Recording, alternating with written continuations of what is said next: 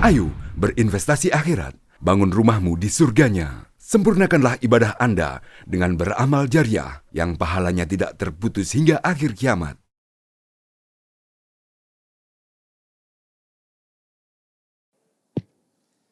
Bismillahirrahmanirrahim. Assalamualaikum warahmatullahi wabarakatuh.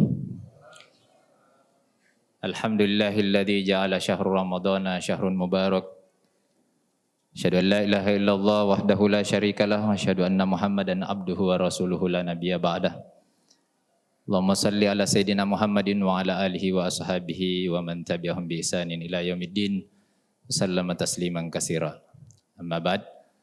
Alhamdulillah, bersyukur kita kepada Allah Subhanahu wa taala yang masih diberikan nikmat umur yang panjang, kesempatan dan juga kesehatan untuk kemudian menikmati akhir-akhir Ramadan ini, dan semoga Allah Subhanahu wa taala memberikan kita kesempatan untuk bertemu dengan malam Lailatul Qadar.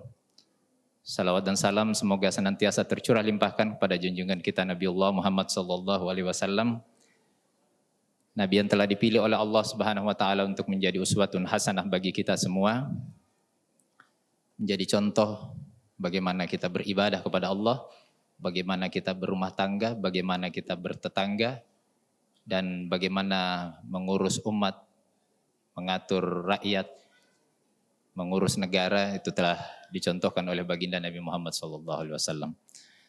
Ma'asyiral muslimin sidang jamaah tarawih yang dimuliakan oleh Allah Subhanahu wa taala. Beberapa hari yang lalu kita sudah bahas 5 syariat Islam yang disyariatkan oleh Allah Subhanahu wa taala agar kita itu terhindar dari perzinahan. Jadi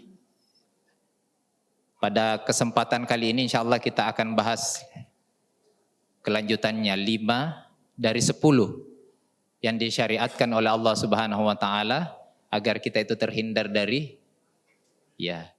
dosa besar, dosa zina. Di beberapa hari yang lalu kita sudah bahas bagaimana Allah Subhanahu wa taala memerintahkan kita untuk menguatkan keimanan kita, untuk menundukkan pandangan kita, kemudian untuk menutup aurat kita, kemudian untuk jangan sampai kemudian di tengah-tengah masyarakat ini ada yang berkhalwat, berdua-duaan dan campur baur, dan kemudian larangan menyebar luaskan pornografi. Nah itu 5. Nah insyaallah yang ke-6, agar supaya kemudian kita ini di tengah-tengah masyarakat ini tidak terjadi perzinahan, Allah Subhanahu wa taala memerintahkan kita untuk menerapkan sistem pendidikan Islam. Insyaallah dengan sistem pendidikan Islam, kita semua, anak-anak kita itu dididik agar kemudian dia punya kepribadian Islam. Dia punya syakhsiyah Islamiyah. Apa itu kepribadian Islam? Kepribadian Islam maksudnya selarasnya antara pola pikir dia yang Islami dengan pola sikap dia yang Islami. Kalau di kepalanya sudah Islam, nah maka sikapnya seharusnya sesuai dengan Islam. Nah insya Allah kalau pendidikan Islam ini diterapkan di tengah-tengah masyarakat, maka insya Allah kita akan terhindar dari kemaksiatan. Orang itu dengan sukarela kemudian menjalankan perintah Allah, menjauhi larangan Allah Subhanahu wa taala tanpa paksaan.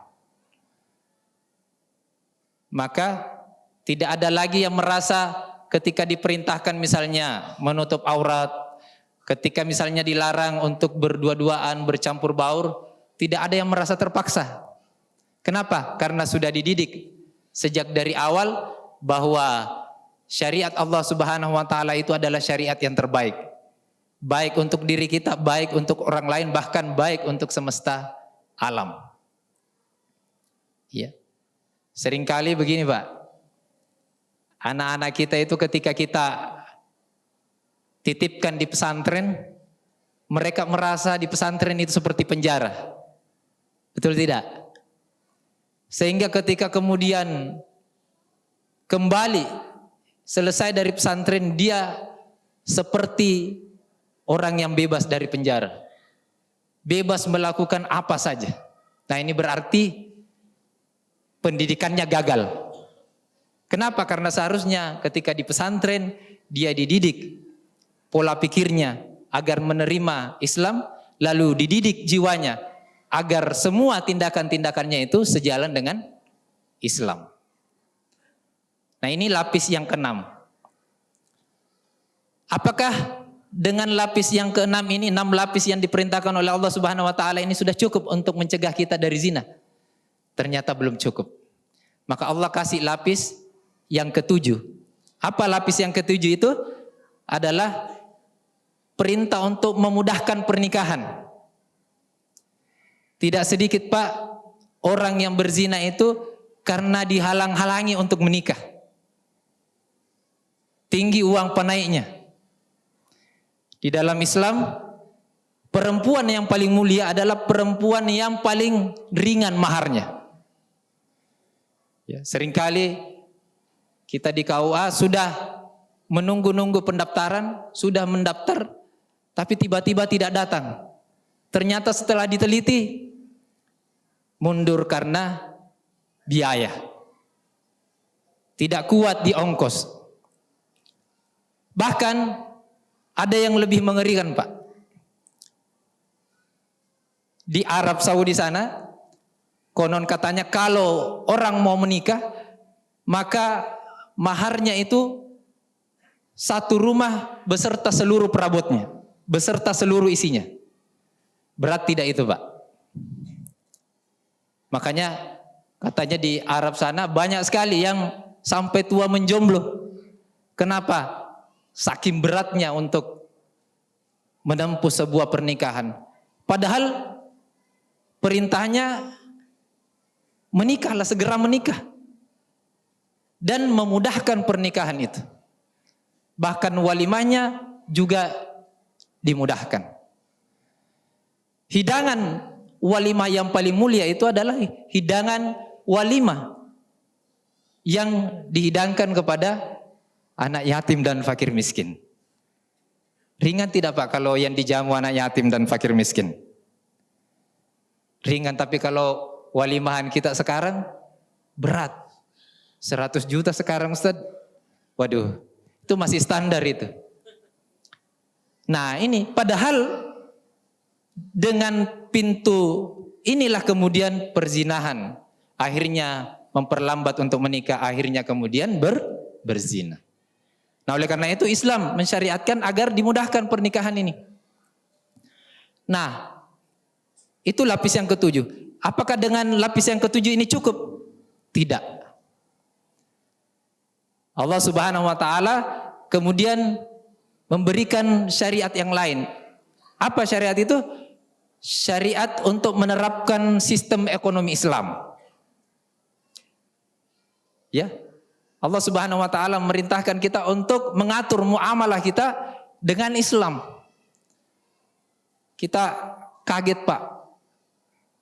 Ada korupsi 271 triliun dengan kong kali kong perizinan tambang timah. Ya timah barang apa juga kita tidak tahu. Ternyata ada uang yang besar di sana. Saya coba hitung-hitung, kalau 271 triliun itu dibagi dengan orang yang sudah menikah tahun 2023 kemarin, yang menikah tahun 2023 kemarin ada kurang lebih 101.500.000 orang. Itu saya coba hitung, ternyata kalau itu diserahkan kepada orang yang baru menikah tahun 2023 kemarin itu nilainya fantastik Pak. ada 170 juta per satu pasang. Kira-kira kalau dijanji Pak, yang menikah tahun 2024 ini itu dikasih 170 juta. Berlomba-lomba tidak Pak orang menikah? Itu baru timah. Belum gas, belum emas, belum tambang-tambang yang lain, belum hasil lautnya. Jadi kita ini kaya sekali Pak. Hanya saja tadi ketika pengelolaan ya kekayaan alam kita ini tidak diatur dengan Islam, ya maka tadi kekayaan itu kemudian menumpuk pada orang-orang tertentu. Makanya Allah Subhanahu wa taala memerintahkan likai la yakuna dulatan bainal agniya'i minkum. Janganlah harta itu bertumpuk, tersumbat di orang-orang kaya di antara kalian saja. Masya Allah. Coba bayangkan Pak, kalau satu pengantin dikasih bonus 170 juta. Bahkan bisa lebih. Nah, apakah kemudian kalau masyarakat itu orang semua sudah sejahtera? Orang semua sudah sejahtera. Ya bapak-bapaknya semua sudah makmur-makmur. Apakah kemudian ya pernikahan juga sudah pasti murah ya? Ya tidak sulit lagi menikah. Apakah kemudian perzinahan itu sudah tertutup? Tidak. Penyakitnya laki-laki nih Pak. Kalau sudah makmur, kalau sudah kaya, kalau sudah sejahtera, biasanya bikin apa? Tambah istri. Kawin lagi. Nah maka syariat memberikan lapis yang ke-9. Kebolehan poligami. Boleh Pak. Bukan wajib ya. Boleh. Kenapa? Karena tabiatnya laki-laki. Kalau dia sudah makmur sejahtera, maka dia pengennya nambah. Tidak semua ya. Ya yang punya kemampuan saja, yang punya kekuatan. Kadang kita berpikir, waduh, ini tidak adil bagi perempuan. Coba Pak, kalau kita kembali ke saat turunnya Islam, orang menikah itu, orang kawin tidak dibatasi. Mau 10, 20, 30, apalagi kepala suku, tidak ada batasnya. Tapi ketika Islam turun, maka Islam membatasi. Tidak boleh lebih dari 4. Fankihu ma taba lakum minan nisa'i masna, kalau boleh 2. Silahkan. Wasulasa waruba. Tapi jangan sampai lebih dari 4. Subhanallah. Jadi kira-kira kalau sudah seperti ini Pak, masih ada tidak orang yang berzina? Sudah lingkungan sehat semua, ya, pornografi tidak ada, pendidikan Islam, kita sudah sejahtera, boleh lagi menikah lebih dari 1. Yang namanya manusia masih ada Pak. Selalu saja masih ada. Bahkan di zaman Nabi ada sahabiah yang namanya Al-Ghamidiyah. Dia datang kepada Nabi SAW. Wahai Rasul, tahir nih, sucikan saya. Dia minta kepada Nabi, sucikan. Kenapa? Saya sudah berzina wahai Rasul. 9 syariat Allah Subhanahu wa taala ini sudah dijalankan di zaman Rasul. Tapi tetap saja berzina. Tapi dia datang kepada Nabi sallallahu alaihi wasallam untuk minta disucikan. Kenapa? Karena dia tahu azab di dunia berupa rajam bagi orang yang berzina itu tidak ada apa-apanya dibandingkan dengan azab yang dia akan dapatkan nanti di akhir. Jadi insya Allah Subhanahu wa ta'ala memberikan lapis yang ke-10. Kalau masih mau berani berzina, maka ada hukuman yang berat. Jilid bagi yang masih bujang dan rajam bagi orang yang sudah menikah. Nah insya Allah kalau ini kita semua jalankan, disupport oleh negara, menjalankan sistem pendidikan Islam, menjalankan sistem ekonomi Islam, mengatur masyarakatnya dengan Islam, insya Allah kita akan terhindar dari berzina. Dan kita semua berharap semoga kehidupan kita bisa jauh dari dosa besar ini, sehingga insya Allah Allah memberikan keberkahan dalam hidup kita insya Allah. Mungkin itu yang sempat kami sampaikan. Hadanallahu wa iyyakum ajmain. Wassalamualaikum warahmatullahi wabarakatuh. Ayo, dukung media dakwah Masjid Agung Al-Akbar dengan ikut berdonasi pengadaan alat multimedia dan operasional dakwah. Usia boleh terputus, pahala jariah mengalir terus.